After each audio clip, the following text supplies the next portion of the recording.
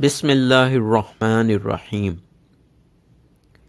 یہ شہر بغداد کا واقعہ ہے جو اپنے وقت میں متمدن دنیا کا سب سے بڑا علمی اور تہذیبی مرکز تھا، اور اسی شہر کے ایک گوشے میں ایک مرد خدا بندگان خدا کے دلوں کی کثافت دھونے کے مشکل ترین کام میں مصروف تھا۔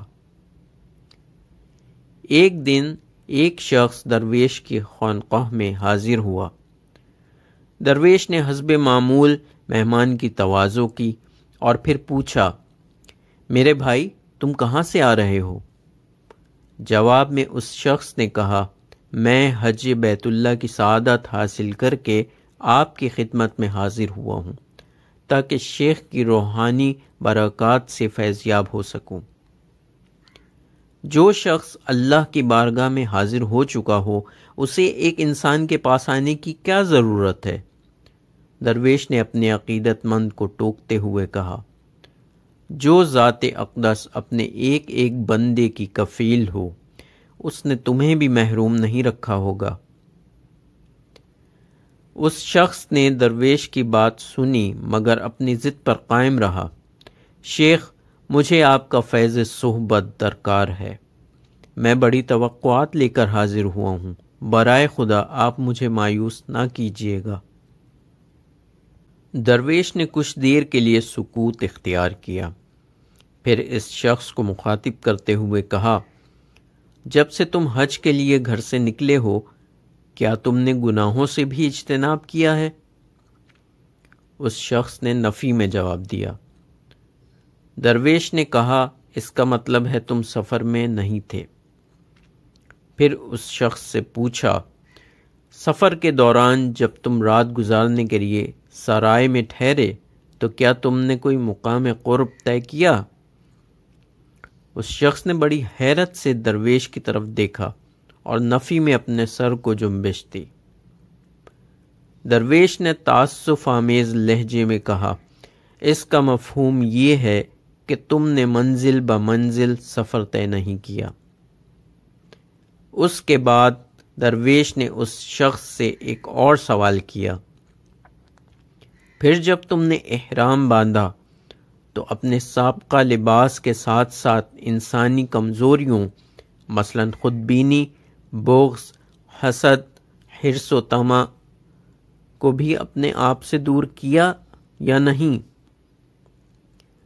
درویش کے سوالات سن کر اس شخص کی حیرت میں مزید اضافہ ہو گیا۔ میں اپنی ایسی کسی کمزوری پر قابو نہیں پا سکا۔ درویش نے کہا، پھر تم نے احرام ہی نہیں باندھا۔ اس کے بعد اس شخص سے پوچھا، جب تم نے عرفات کے میدان میں وقوف کیا تو مراقبہ ذات باری کیا؟ جب اس شخص نے نفی میں جواب دیا تو درویش نے کہا، پھر تو تم نے وقوف ہی نہیں کیا۔ اسی طرح درویش نے اس شخص سے مسلسل سوالات کیے۔ جب تم مزدلفہ پہنچے تو تمام نفسانی خواہشات سے قطع تعلق کیا؟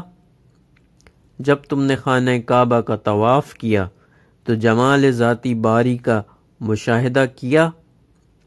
جب تم نے صفا و مروہ کے درمیان سعی کی تو مقام صفا حاصل کیا یا نہیں؟ پھر جب تم منا میں آئے تو تم نے اپنی نفسانی خواہشات کو قربان کیا؟ پھر جب تم نے رمی جمار کی تو اپنی حیوانی حسرتوں اور آرزوؤں کو بھی دل سے نکال کر دور پھینکا یا نہیں؟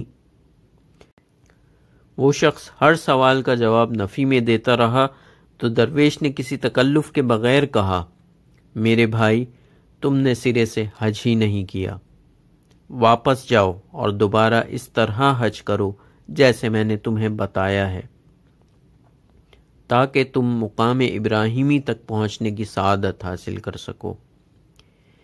یہ درویش مشہور صوفی بزرگ حضرت جنید بغدادی رحمۃ اللہ علیہ تھے۔ ناظرین اور سامعین، اسی ایک واقعے سے اندازہ کر سکتے ہیں کہ حضرت جنید بغدادی رحمۃ اللہ علیہ کی عارفانہ شان کیا تھی۔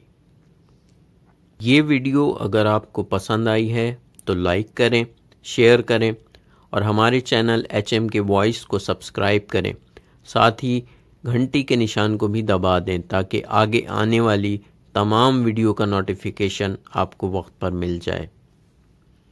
انشاءاللہ اگلی ویڈیو کے ساتھ پھر حاضر ہوں گے، جب تک کے لیے اللہ حافظ۔